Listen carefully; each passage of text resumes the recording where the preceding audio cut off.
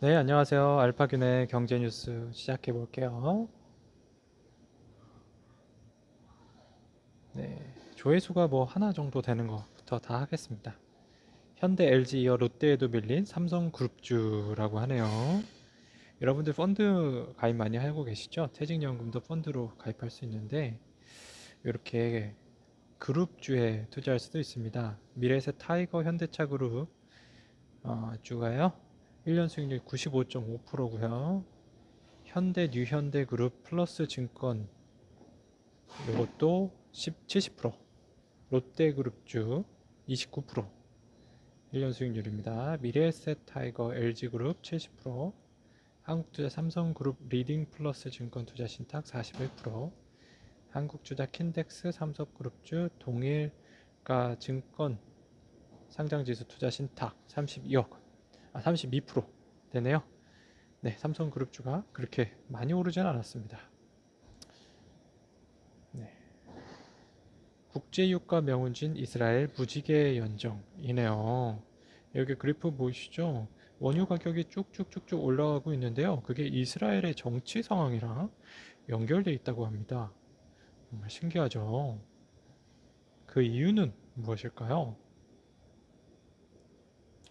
월스트리트 저널에 따르면 이란은 오펙 플러스 회원국으로 2016년 미국의 대이란 제재가 실시되기 전까지 국제 석유 시장에서 350에서 400만 배럴 석유를 수출했습니다. 이번에 이란 핵 합의가 성공하면 당장 100만 배럴 이상의 이란산 석유가 원유 시장에 풀릴 수 있을 것으로 예상되는데요. 앞서 지난 2일 오펙이 석유 장관 회의에서 발표한 증산량은 5월부터 7월까지 총 214만 배럴이었죠.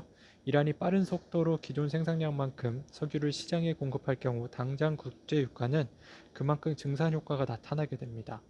이란 핵 합의가 최종적으로 불발될 경우 국제 유가는 연내 100달러를 훌쩍 넘어 170달러 선까지 회복할 수 있다는 전망도 나오고 있는데요. CNBC에 따르면 뱅크 오브 아메리카는 지난 5일 발표한 보고서를 통해 연내 서부 텍사스 원유 WTI가 배럴당 100달러를 크게 웃돌 수 있다고 전망했네요. BOA는 자사 기술 분석팀의 차트 분석 결과 WTI가 연내 배럴당 175달러까지도 상승할 가능성이 있다고 설명했습니다.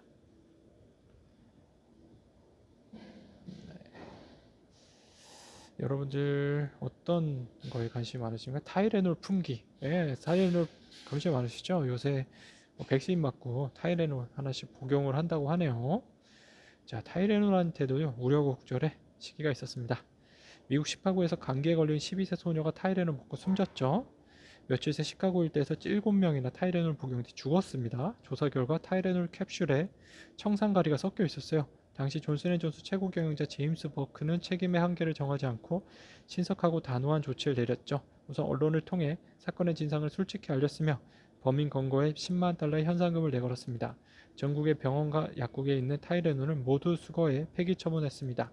이미 타이레놀을 사간 소비자들에게는 전략 새 상품으로 교환해줬죠. 이렇게 교환해준 물량만 1억 달러가 넘어요. 과잉 조치라는 반응에 그는 소비자의 안전에 비하면 이익은 아무것도 아니라며 밀어붙였죠. 존슨앤존슨은 3중 봉합 기술로 새롭게 포장한 타이레놀 캡슐을 내놨습니다.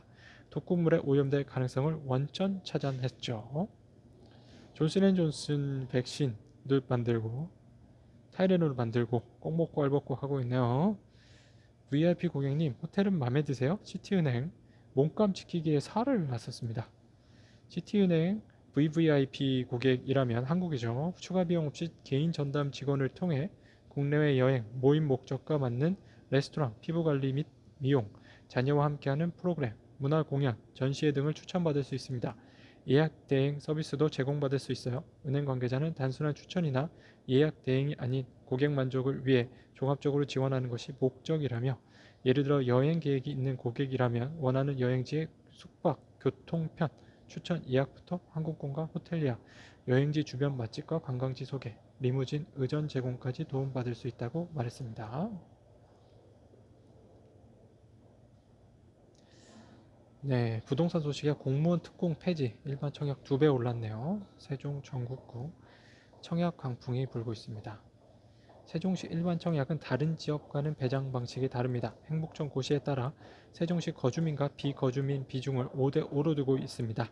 다른 지역의 경우 해당 지역 거주자가 우선이고 만약 거주자 청약 미달이 나면 해당 지역이 속한 광역권 거주자에게 물량이 돌아갑니다. 인기가 높은 지역은 사실상 거주자에게 100% 물량이 돌아간다고 볼 수 있어요. 반면 세종시는 세종시민에게 50%만 배정되고 나머지 50%는 세종시 이외 전국 모든 지역에서 청약이 가능합니다. 이베이로 반전 노리는 롯데, 온오프 유통 맹주, 승자의 저주라고 하네요. 롯데그룹은 이베이 코리아 인수를 위해 계열사 간 자산 거래 등으로 롯데쇼핑에 자금을 집중해왔어요. 지난 4월 롯데쇼핑이 보유한 롯데월드몰 지분 등을 롯데자산개발에 넘기며 8,300억 원의 자금을 마련한 게 대표적이죠. 지난 11월에도 점포 물류센터 토지 등을 롯데리츠에 매각하며 현금을 마련했습니다. 또 롯데온 수장에 이베이 코리아가 오래 기간 몸담았던 나영호 대표를 선임한 것도 이베이 코리아 인수를 연두에 둔 행보라는 지적이죠.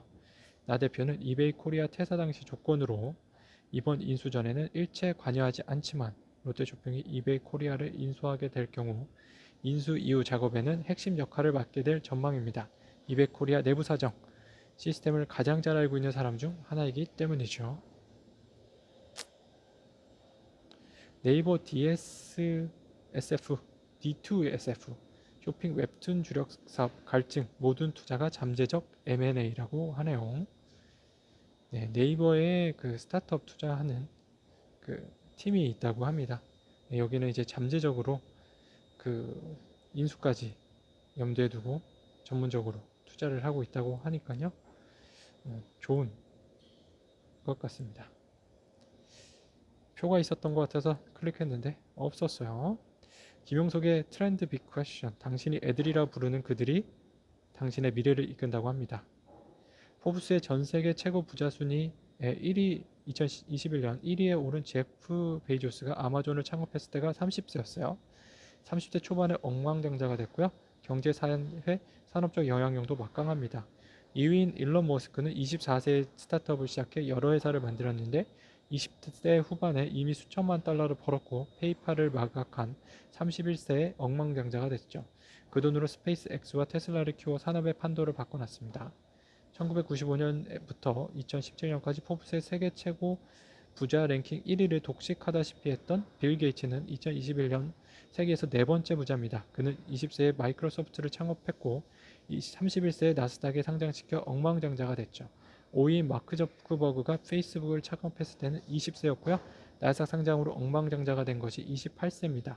6위인 워렌 버핏이 직장을 그만두고 투자조업을 만든 것은 26세였고요. 30대에 이미 큰 부자가 됐죠. 7위인 레리 앨리슨이 로라클을 창업했을 때 33세입니다. 세계 최고 부자 8, 9위인 세르게이 브린과 레리 페이지가 25세에 창업한 구글은 그들이 31세 때 나스닥에 상장했습니다. 네, 어린 그들이 세계를 이끌고 있었네요. 요새 뭐 국민의힘에서도 어린 리더가 나오지 안 나올지 모르겠지만 가능성이 있죠. 1세대 가치 투자자 이채원 다름 자산 운영 인수로 컴백한다고 하네요. 이전 대표는요, 최근 한국경제신문과의 인터뷰에서 여러 가지 이유로 저평가되어 있는 기업들 가운데 스스로 변할 의지가 있는 곳을 찾아 컨설팅과 주가를 누르고 있는 요소를 제거하는 기업 가치 개선 펀드를 준비하고 있다며 본격적으로 행동주의 펀드로서 역할을 할 것이라고 밝힌 바 있습니다. 많은 지분을 확보해 경영권을 위협하는 기존 행동주의 펀드와 달리 5% 미만 소수 지분을 확보해 많은 기업의 가치를 개선하는 게 목표인데요. 이전 대표를 비롯해 가치 투자자들은 최근 다양한 방식으로 변화를 꾀하고 있습니다. 스타 매니저 출신인 최웅필 대표는 지난해 KB자산운용을 떠나 인마크 자산운용 대표로 일하고 있습니다. 최 대표는 향후 주주 행동을 염두에 두고 ESG 관련 인력을 뽑고 있는 것으로 알려졌는데요. 펀드 규모가 커지면 시장에 적극적으로 목소리를 내겠다는 입장입니다. 아무튼 기업이나 투자사나 ESG 관련 인력들은 정말 계속 구하기 힘들어질 수도 있겠네요. 회계의 타락, 삼덕, 안진보고서 베꼈다고 하는데요. 표를 잠깐 보실까요? 네. 이런 표를 한번 보시면 좀 어렵죠? 검찰 공소장으로 본 회계 스탠드 흐름도입니다. 어팔마의 풋옵션 상정인데요. 자, 1번부터 보시면 어팔마 캐피털이 딜루이트 안진의 주식가치 평가를 의뢰합니다. 자, 2번으로 가볼게요. 최종 보고서 전달을 어피니티 컨소시엄의 딜루이트 안진이 하죠. 그리고 네, 어피니티 컨소시엄도 주식평가 의뢰를 했죠. 풋옵션 행사 가격 제시를 신창재 대표한테 하죠. 3번이죠. 그리고 보고서 초안을 이제 어팔마 임원한테도 전달합니다. 딜루이트 안진이요. 자, 여기서 어팔마 임원이 삼덕 회계법인에 보고서 초안을 전달합니다. 이게 문제가 됐어요. 최종 보고서 전달을 삼덕 회계법인이 어팔마 캐피탈이 했어요. 네. 자, 그러니까요. 딜루이트 안지는 보고서를 만들기만 하고 결국은 그거를 쓰지는 않았는데요.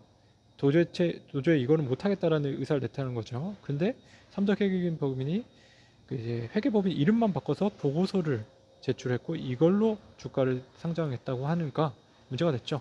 어팔마는 왜 이렇게 무리한 일을 벌였을까요?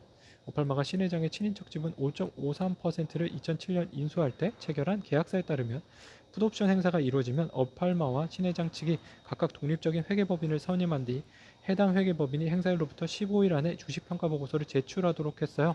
어팔마가 풋옵션을 행사하고 안진을 평가기관으로 선임했지만 앞서 어퍼니티의 의뢰를 받아 동일한 용역을 수행하던 안진 측이 제출 기한을 단 3일 앞둔 시점에서 어퍼니티와 어팔마가 동일 회계법인을 선임한 데 대해 이를 문제 삼지 않겠다는 신 회장의 동의서가 필요하다고 주장하면서 계약이 막판에 무산됐죠.